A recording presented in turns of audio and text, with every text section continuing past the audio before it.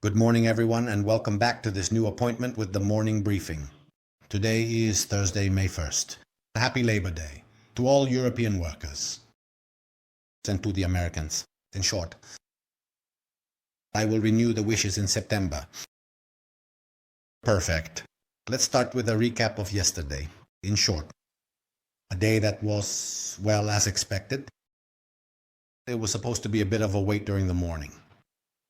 While during the European morning, probably due to the release of European GDP data and other European data, the market started to correct quite a bit. It leaned on important levels, which fortunately were held, dipped slightly downward, then recovered. And then in the evening, there was a full recovery with a nice squeeze. Important also following the quarterly reports from Microsoft and Meta. Released last night, which certainly gave a boost and new momentum to the market that shot up nicely. From a geopolitical standpoint, there is news of the agreement for peace in Ukraine in the sense that there is a reconstruction plan. There are agreements that are starting to come to light, and especially regarding the many rare earth resources present in Ukraine, on which the United States is certainly making their voices heard in these agreements. So we will see what the developments will be and what benefits there might be for the entire sector. The eco sector, especially the energy sector, in short of renewable energy resources for everything needed today for the production of all this technology we have. That said, for today, there are important macro data. There are the unemployment benefit claims, which will be an appetizer for what the non-farm payrolls will be tomorrow. There is the Purchasing Managers Index, which certainly will also be watched by the operators. And then we have the ISM index, certainly very important. And then after the close, we will have the quarterly reports from Apple and Amazon. So in short, even today, there's a lot on the grill. Perfect. Having said this brief recap of yesterday's day, let's move on to look at, in short, the important points of today.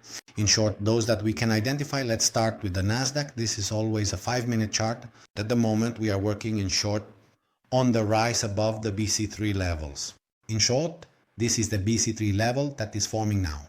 In short, at the opening of the markets that has just formed now at the opening of the European markets, it's just 9:20 in Italy, so markets are open for about 20 minutes. We are working well above RD1, close to RD2, so certainly a day that already has a nice positive tone, which could probably continue with a push from data. In short, I mean that will arrive later in the afternoon, which could give a further boost to this recovery. By now, the Nasdaq is close to the 20,000 area, which is that important area we have pointed out several times. So a recovery of the 20,000 area will certainly bring a nice recovery that maybe we look at on here. It is on a perhaps broader chart. We set it to 4 hours. Here it is. So we have recovered that important level. We have nicely broken it. We broke yesterday's highs with good strength, which was the 19.7 level we had pointed out more or less. It has passed with strength. Now we are close to the 20,000 area. This is indeed another important obstacle, because if we zoom out, you can see how many times this whole area has been representing a psychological round number. So definitely important to pass, but it has also been, well, a point of separation between, well, the highs and then the decline that occurred. So we will see how we will reach this level and whether there will be the strength to make a nice bullish breakout. Obviously, a nice bullish breakout of the 20,000 area could easily and immediately bring prices to the 23,800, 24,000 area. On the downside, of course, let's always keep ourselves open to all probabilities and possibilities. On the downside, we will obviously monitor the previous highs, which are positioned in the 19,680, 19,700 area. So this is the level I would monitor for a potential re-entry into a range that could, well, stabilize even lower. Therefore, we monitor this level for potential re-entry into the range with bearish attacks on the lower area, while on the upside, we note the 20,000, 2100 area for potential attacks in the 24,000 area. Okay, let's move on to S. Here it is. We also have it here. Let's put this on a 4-hour chart as well. So we have a broader picture. A bit less, and it has recovered a bit less, you see. It should have been around this area here. Well, it would have been better, but it's the area to recover for S at this moment, so definitely 57. 5680, here it is. With this gap left to fill, this is an important level. 5675 and 180 are the two levels to overcome, in my opinion, for any potential attempts, but to give a broader recovery in the 7800 area. We'll see how and if we get there. To the downside, we are also monitoring this level here, which is the area of 5.90, 5.80, this BC3 level. Formed yesterday at the close, so we are monitoring this area to the downside. And this area here around 5.68, 5.7 to the downside, which if it's real, if it is broken, it could certainly provide new bullish impulses. Let's move on to the other two American futures.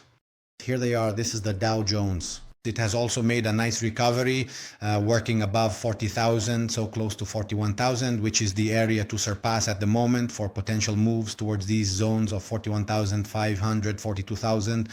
It could certainly reach there expeditiously in a timely manner, given these agreements for reconstruction in Ukraine, so we will see what developments might occur. On the downside, we are monitoring the 40,000 area, which certainly acts as a watershed. In short, at 40,000 is precisely what acts as a watershed. The first level to monitor for potential bearish attacks, let's say the first stronghold is this one at 47 and 45. In short, this is the area that absolutely must hold to avoid falling back. Then in this range, which could lead to bearish attacks upwards, we monitor the 41,000 area. At this moment, a break of 41,000 could certainly, well, due to the round number, potentially bring prices. In short, even to 41.6, 41.7. With the volatility we've been witnessing in recent times, it's definitely a possible target. Let's take a look at the Russell. Here it is, of course. It has recovered a little less. It's not working exactly above, as it hasn't yet surpassed these highs from last Wednesday, which would be important to recover, which is the area of 1980. So a break for the Russell hasn't changed much. The level to monitor is 1,980, 2,000. A break of these levels would certainly bring the price even to the area of 2,030, 2,040 on the downside. Obviously, we monitor the center of this range, which has already formed. So at this moment, I would monitor 1,950, 1,960 to keep as the first stronghold for potential bearish attacks, even on the lows recorded yesterday. On the upside, obviously, as we said, this area here, the DAX is closed today. So we skip it. Let's look at it. Oil is continuing to lose. Even yesterday, it took a significant hit. The price then settled right at the minimum daily range level of yesterday, in short, where it tried to stabilize. But already this morning, after the opening of the OPEA, it is already sliding down. So probably, in short, we will witness another day of decline, which by now, in short, seems to me clear and evident. In short, the trend that oil has taken could certainly intervene. In short, I don't think they will let it slide excessively lower at lower prices. In short, unless there are always many unknown variables with this instrument, which in short, makes it really difficult to make more accurate predictions from a technical point of view. Obviously, we are monitoring a potential return to the 57 to 58 area, which could easily lead to a price recovery, perhaps of the character part. This range 58.50 to 59 downward. Obviously, if it doesn't recover this level, the scenario becomes quite clear at 57, definitely a landing point, and in short, lower at 56.50, 56, 56.50, 56.30, 56.30. Yes, this is the area, in short, where it could definitely try to find a new support base.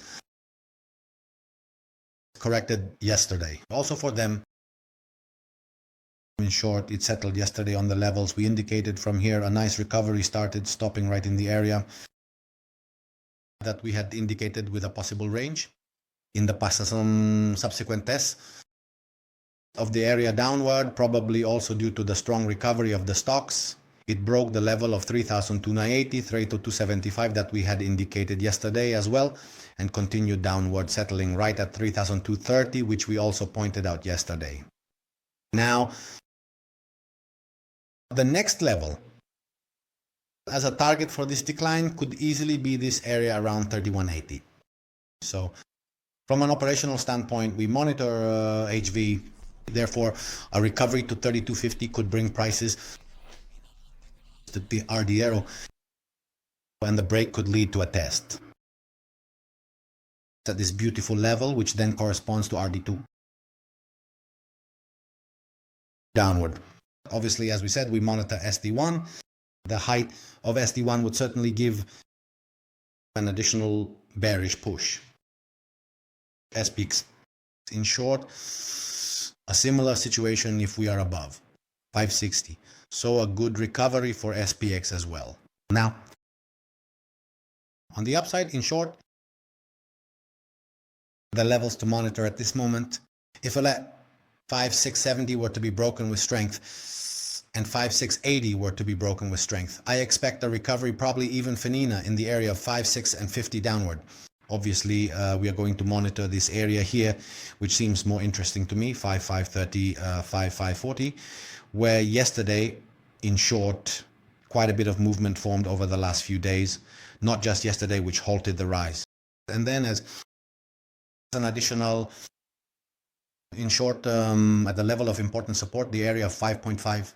Certainly, in short, to keep in mind with these two nice PVs that we also highlighted, we highlighted them for ES, but obviously they had also formed on SPX, which in short, this PV and this PV here that then on ES, I will show you here.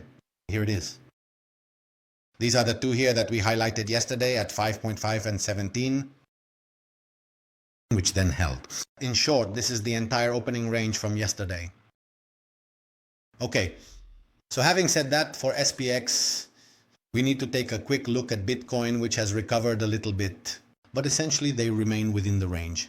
All four, the cryptos that we follow with the new, in short, level service that we have launched. At the moment, the situation is this. They are range situations. On the upside, obviously nothing has changed. We are monitoring the Bitcoin area 95.5, 96 for potential upward surges, and on the downside we are monitoring area 94, 93.5, which is certainly the one to keep an eye on, except for this spike that occurred yesterday morning. For this instead, against USDT, the stable coin, well, at the moment we are working up on RD1. So a potential breakout could definitely lead to an attack on the area. 1835, 1840, which is essentially the area of these highs here. The breakout would certainly be positive.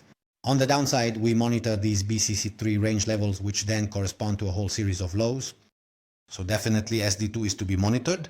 If the price were to remain within this range, well, we can comfortably work it as a range, just like for Bitcoin. The same goes for Solana. At the moment, there has been this attempt at reading. Then it was recovered. You see, when we have recovered this whole area of all these lows around 145, 144.80, 145.50, roughly, which was an important area to hold. We are working on it now in the lower part. We are oriented in the BC3 range. So a potential attack on the 150 area and a break of the 150 area could easily bring prices to the 154 area. On the downside, obviously, we are monitoring this area of SD1, which is certainly important. A similar discussion applies to XRP. We are in the range between RD1 and SD1. So let's monitor these levels. Otherwise, we work it from the range, the breakouts. In short, you know how to behave according to the strategy. Perfect. We have reached the end of this morning briefing. As always, we'll be in touch. Later in the chat, leave a video. Always remember to leave a like on the video, and thank you all for your attention.